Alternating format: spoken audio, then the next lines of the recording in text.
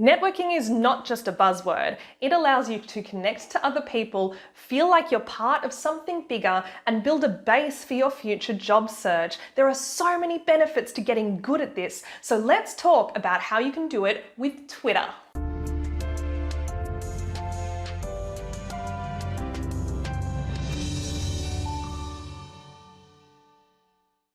Hi everyone and welcome. My name is Anna McDougall and today I'm going to be talking to you about how to get involved in tech Twitter. This is how I really got my start in the community. Twitter is how I found my first tech job as a junior software engineer, and it's something that I use every day. I network with it. What is networking? Let's talk about that. Let's talk about what it means, but let's stay really practical, okay? I'm going to give you some tips. I'm going to tell you exactly what to do, how to do it, and some typical things that I see a lot of newcomers to Twitter doing that you could also avoid. So let's not keep talking about it. Let's get stuck right in. The first tip I want to give is about retweets versus original content. The typical thing that people do when they start using Twitter is initially they just lurk and they look at other people's stuff, and eventually it gets to the point where you want to actually engage with that stuff. And the least controversial, least scary way of doing that is retweeting. So it is very typical that you see a lot of new accounts, I'm thinking like 50 and under followers, who will just have a feed full of retweets. This is fine if you're tweeting just for yourself, but if the idea is for you to network and to grow, the only way for that to happen is if people get to know you, and people won't really get to know you unless you start putting yourself out there. I like to mostly do my own content and then kind of follow up with the occasional retweet from time to time. My ratio would probably be about 80% of my own content, 20% retweets. And those retweets are usually quote tweets. So I'm normally adding something on top of the tweet that I'm appreciating or retweeting. So it's good to kind of put yourself out there a bit more.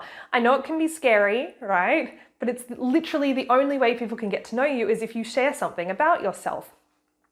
So that would be my first piece of advice.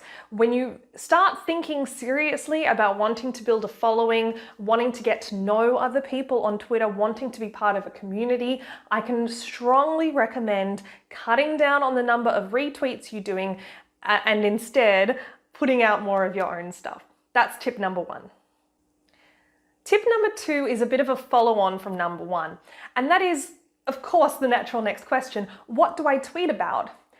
Your instinct might be to treat it, I was about to say to tweet it, but to treat it a bit like Facebook or Instagram or something along those lines, where you maybe post a picture of the food you're eating and talk about your day.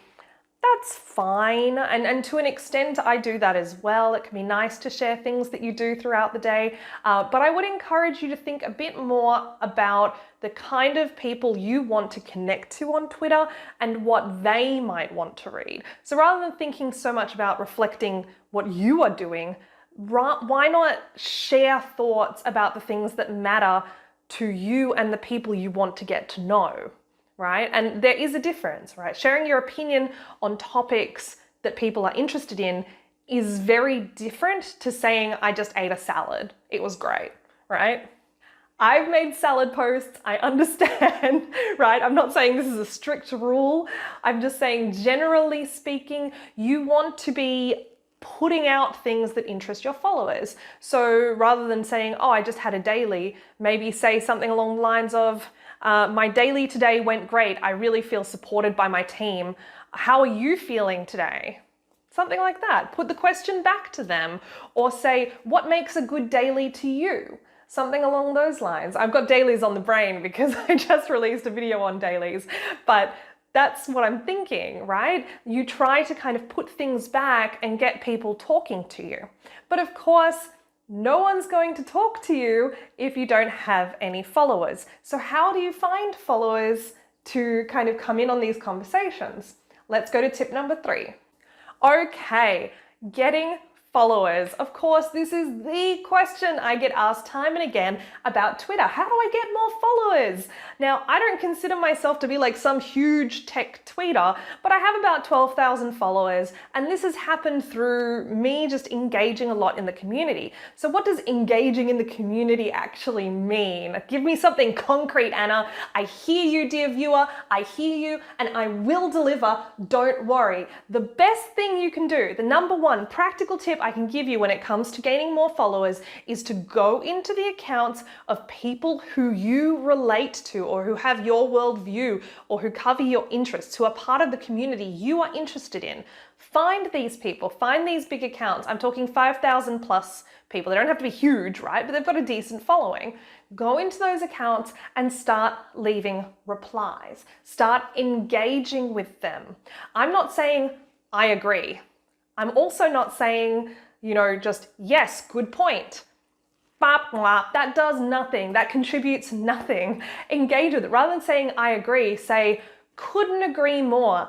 The reason I think this is important is X, Y, Z, right? You're giving an opinion and you're showing that you want to be part of a conversation, and that will get people replying to you. It'll get people checking your profile, and hopefully it will get you some followers.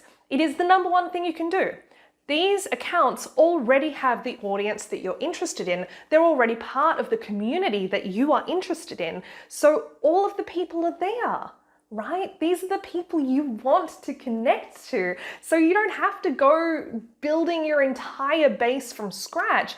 The base already exists. There are very few niches out there that aren't already covered. So go out there, find that niche, find those accounts that have that niche, engage with them, engage in critical conversation. People will notice you and people will follow you. And better still, you will get to know them as well. Which brings me to my next point. My next tip has to do with your profile and how it looks. It is so important to have a profile page that hooks people in, or that gives people an immediate idea of who you are and what you're about. There is no point having a profile that says, "Hi, I'm Anna, 33, and I live in Leipzig." Okay, well, it's true, that's who I am, but that's not what I tweet about.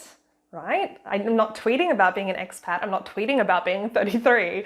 I'm tweeting about tech. So I talk about tech. I tweet about career changing because that's something I'm passionate about. It's something I try to help other people with. So I put that in my profile. My thing that everyone remembers me for is the fact that I used to be a professional opera singer. So I mention that straight away. And I also include a link to my YouTube because I want people to come here and to see me talking just like this.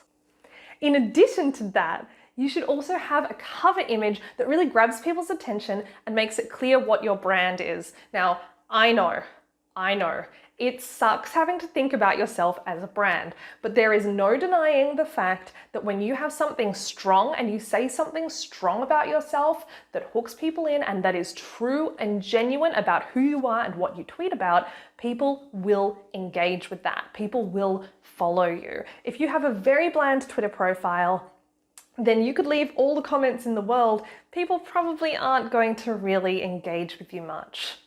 Which brings me to my next point, profile pictures. If at all possible, include a picture of your actual face. Yes, not some cartoon, not some logo. Unless you're representing a brand, I don't see any reason to do this. I have some very good friends who have cartoon profile pictures. I still don't like it. I like to be able to see the face of the person that I'm engaging with on Twitter.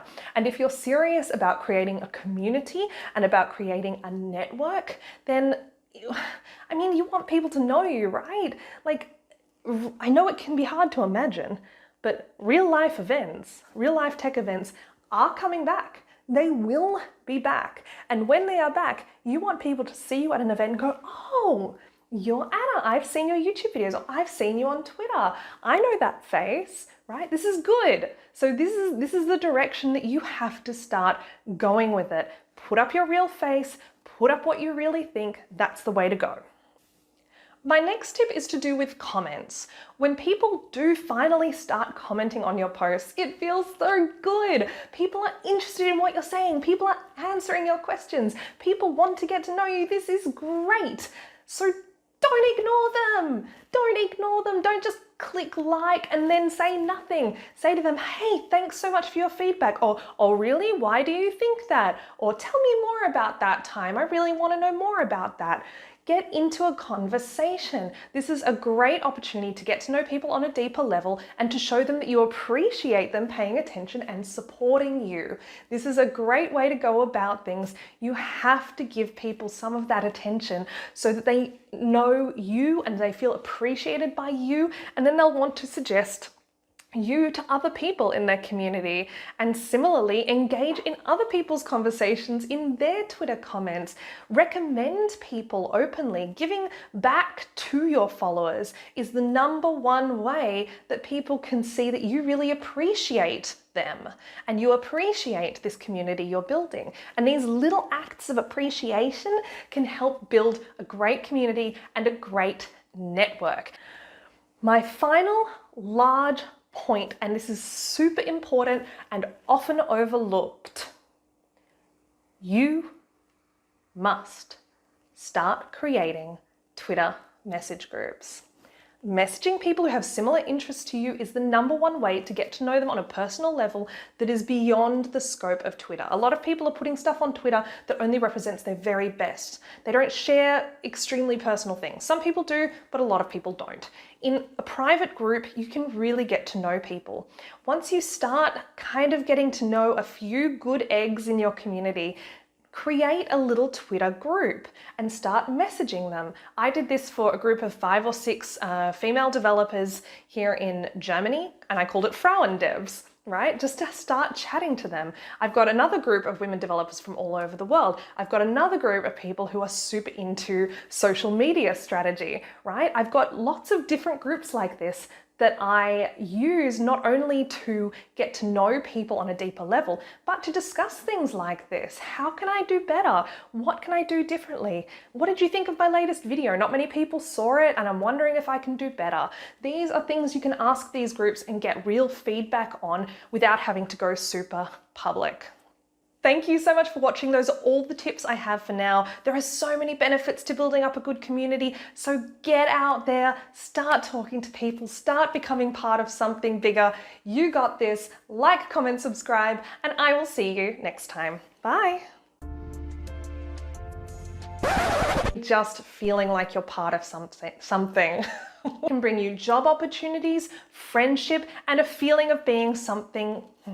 It can bring you closer to people, make you feel It is part of how you connect to other people, build up some